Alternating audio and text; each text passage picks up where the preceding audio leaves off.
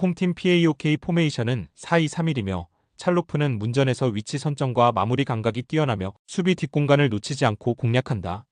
지브코비치는 측면에서 속도와 드리블 돌파를 통해 상대 풀백을 흔들고 컷백으로 결정적인 기회를 연결한다. 콘스탄티아스는 중원에서 창의적인 패스와 경기 조율 능력을 보여주며 팀 전체 공격 리듬을 이끌어가는 핵심 자원이다. 특히 부상 결장자가 많음에도 불구하고 교체 자원 기아쿠마키스가 벤치에서 대기 중이라는 점이 크다. 그는 순간 스피드와 직선 돌파 능력으로 하프스페이스 침투에 강점을 보이며 경기 후반 승부처에서 큰 변수가 될 수 있다. 원정팀 마카비 텔아비브 포메이션은 4-2-3-1로 맞서지만 수비 집중력에서 기복을 드러낸다. 니콜라에스쿠는 제공권과 피지컬 싸움에서 존재감을 드러내며 전방에서 버텨주는 힘이 있다. 안드라데는 빠른 스피드로 측면 뒷공간을 파고들지만 연계와 마무리에서 불안정한 장면이 반복된다. 페레츠는 중원에서 활동량을 바탕으로 압박을 시도하지만 점유율 싸움에서 밀릴 경우 쉽게 흔들린다. 특히 멜리카의 부재는 수비 라인 안정감 저하로 이어지며 박스 근처에서의 집중력이 떨어지는 약점으로 작용한다. 그래서 후반으로 갈수록 PAOK의 빠른 교체 자원에 대응하기 어려운 흐름이 반복될 가능성이 크다. PAOK는 콘스탄티아스 중심의 전술 완성도와 기아쿠마키스 같은 교체 자원의 속도를 앞세워 주도권을 잡을 수 있다. 마카비 텔아비브는 수비 결손과 공간 노출로 인해 후반부 경기 운영이 어려워질 가능성이 크다. 이번 경기는 PAOK가 홈에서 안정적인 운영과 날카로운 마무리로 승리를 가져갈 가능성이 높다. 홈팀 미트윌란 포메이션은 3-5-2이며 프랑쿨리누는 전방에서 강한 압박과 빠른 침투로 수비 뒷공간을 파고드는 데 능하다. 브루마도 주니어는 중원에서 전진 패스와 전환 플레이를 동시에 시도하며 공격의 연결고리 역할을 수행한다. 빌링은 하프 스페이스에서 위치를 잡아 상대 압박을 벗겨내고 세컨드 볼 상황에서 날카로운 마무리 옵션을 제공한다. 다니 실바와 오소리오의 부상 공백은 아쉽지만 홈에서는 조직적 전술과 압박 강도로 이를 충분히 메워낼 수 있다. 특히 북유럽 특유의 기후와 홈팬들의 밀도 높은 응원은 경기 전체 분위기를 지배하는 요소가 될 수 있다. 원정팀 스트럼 그라츠 포메이션은 4-3-1이며 말로는 측면에서 드리블과 크로스로 전방 자원을 지원하지만 체력 기복이 경기 후반으로 갈수록 드러난다. 자타는 제공권 싸움에서 강점을 보이며 박스 안에서 꾸준히 위협을 가하지만 지원이 늦으면 고립되는 장면이 자주 나온다. 키테슈빌리는 중앙에서 템포 조절과 공격 전개를 맡지만 과부하가 걸릴 경우 전방 연결이 끊기는 약점이 있다. 게다가 브르코비치, 후자코프, 스탄코비치의 부상 공백은 수비 조직력에 직격탄을 주고 있다. 무엇보다 동유럽 끝자락에서 북유럽까지의 장거리 원정 피로는 단순히 이동거리 문제가 아닌 체력 저하와 경기 집중력 약화로 직결된다. 이로 인해 후반으로 갈수록 경기 템포를 유지하기 어려운 흐름이 반복될 가능성이 크다. 미트윌라는 홈 이점과 빠른 공격 전개로 주도권을 확실히 잡을 수 있다. 반면 스트럼 그라츠는 원정 피로와 부상 변수로 인해 후반까지 힘을 유지하기 어렵다. 이번 경기는 미트윌란이 경기 전반부터 끝까지 안정적으로 흐름을 지배하며 승리를 확정지을 가능성이 크다. 홈팀 디나모 자그레브 포메이션은 4-2-3-1이며 드레나 벨류는 최전방에서 제공권과 연계 플레이로 중심을 잡으며 페널티 박스 안에서 마무리 능력을 드러낸다.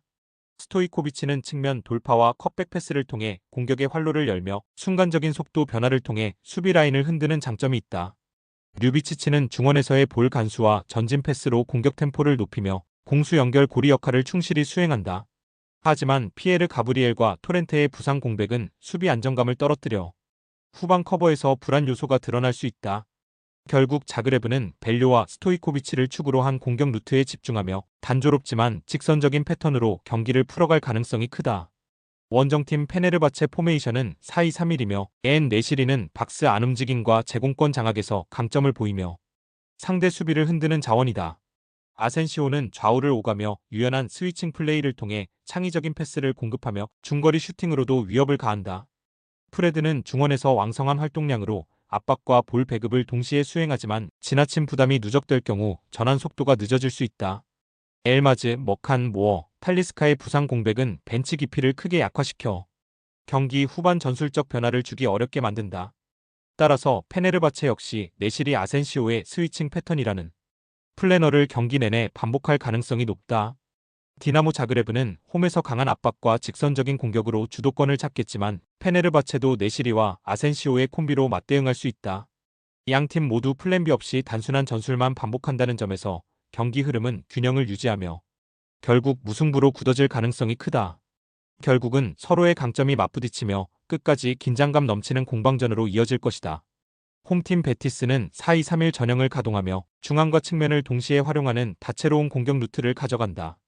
포르날스는 중앙 미드필더 자리에서 메잘라 무브먼트를 통해 순간적으로 측면 하프 스페이스를 침투하며 공격의 변화를 만들어낸다. 이 움직임은 상대 수비 라인의 균형을 깨뜨리고 페널티 박스 안에 자리한 쿠초에게 결정적인 어시스트로 연결되며 마무리 찬스를 창출한다. 로드리고 리켈메는 클래식한 스타일로 터치 라인을 깊게 파고들며 측면에서 지속적인 압박을 가한다. 특히 스페인과 아르헨티나 이중 국적 특유의 기술적 유연성과 침착한 볼 간수 능력으로 오늘 노팅엄 풀백들에게 커다란 부담을 줄 수 있다. 부상 변수로 데오사, 이스코, 루이발이 결장하지만 포르날스와 리켈메의 움직임만으로도 충분히 공격 활로를 열어갈 수 있다. 원정팀 노팅엄은 4-2-3-1 전술을 유지하며 중앙과 측면에서 균형을 맞추려 한다.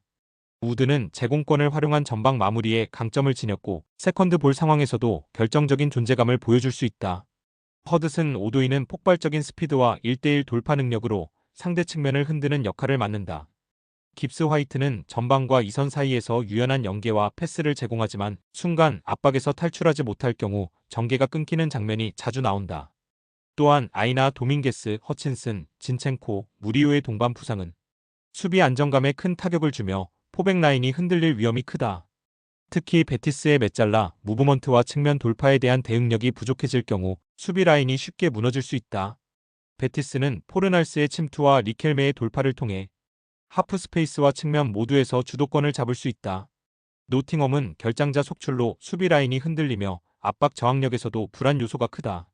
이번 경기는 공격 패턴의 다양성과 홈 이점을 앞세운 베티스가 승리를 확정할 그림이다. 홈팀 브라가 4-4-2에서 라인 간격을 유지하면서도 중원 숫자를 활용해 점유율을 안정적으로 확보한다. 엘 우아자니는 좌측 채널을 파고들며 직선 돌파와 컷백 루트에서 위협적인 장면을 자주 만든다. 나바로 알리아가는 타겟형 움직임과 박스 안 제공권 장악으로 세트피스와 크로스 상황에서 득점 가능성을 높인다. 무티뉴는 볼 배급과 전환 속도, 조율에서 중심을 잡아주며 템포를 올리고 내리는 리듬 변화를 통해 경기를 지배한다. 비록 올리베이라, 비디갈, 도르겔레스가 부상으로 빠졌지만 미드필더 핵심 자원들이 출전 가능하기 때문에 중원 주도권에서 흔들림은 크지 않다. 원정팀 페에노르트 4-3-3에서 기본적으로 전방 압박과 빠른 전개를 통해 상대를 흔들지만 이번에는 중심축이 무너졌다. 우에다는 타겟 플레이와 문전 마무리에서 장점을 보이나 전방 지원이 늦으면 고립된다. 하지 무사는 박스 근처에서 드리블과 개인기 돌파로 변수를 만들지만 일선에서 고립될 경우 효과가 반감된다. 스테인은 연계 플레이와 이선 침투 타이밍이 날카롭지만 황인범의 이탈로 전방 배급이 원활하지 않아 장점을 발휘하기 어려운 구조다. 황인범, 베일런, 로톰바, 모데르, 트라우너, 잔트까지 부상 리스트가 늘어나면서 전체적인 전술 완성도가 급격히 떨어진다. 브라가는 중원에서 밀리지 않고 세트피스와 전환 템포에서도 확실한 해법을 들고 나온다. 페에노르트는 핵심 미드필더의 이탈로 전술 밸런스가 무너진 상태라 리듬을 회복하기 어렵다. 따라서 이번 경기는 홈에서 전술적 주도권을 확실히 잡는 브라가 쪽으로 결론이 모인다.